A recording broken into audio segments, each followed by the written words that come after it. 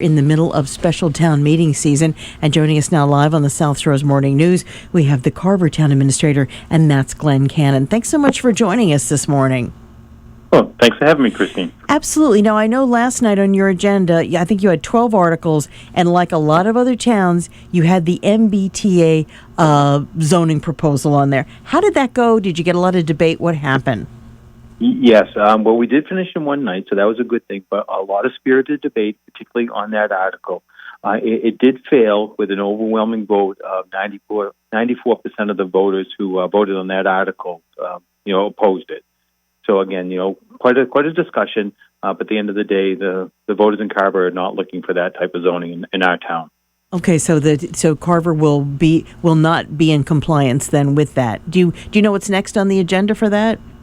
I do not. That's one of the conversations we'll have to have with the state. I know that, as a result of that, there are certain grants that we're not allowed to get from the state.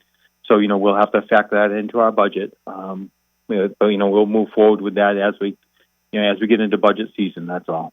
Okay. Now, I know there was also a question on there about the Wareham Carver transfer station. What happened with that? Sure. So that vote, there's two votes on the Wareham Carver transfer station. One is to actually sell the land to the town of Wareham. So it is a separate district from the town, both from Carver and from Wareham. But the town of Wareham has been running it for the past few years. They want to buy the land. They want to control it and take it over. We think it's the best thing for Carver. We have, in principle, agreed to an agreement for 20 years that Wareham would sell stickers to the town of Carver at essentially the same rate they sell it to us now.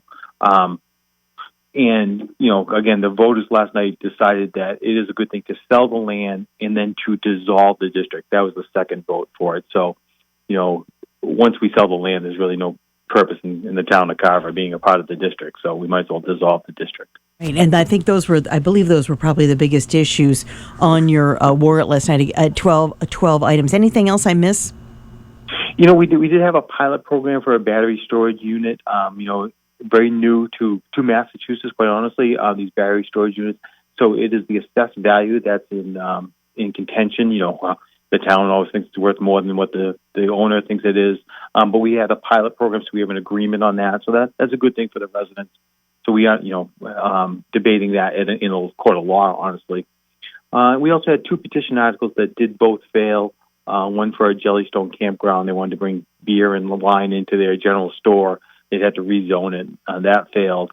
And then a 40B amendment for mobile home parks. That failed, too. The owners of the mobile home parks were afraid that the sales of their property would be restricted, so they were not in favor of that. But we appreciate you joining us and letting us know. Again, that's Carver Town Administrator Glenn Cannon. They were able to wrap up their special town meeting in one night. Hey, thanks so much for joining us today. Thank you. Thank you. You too. We'll be back after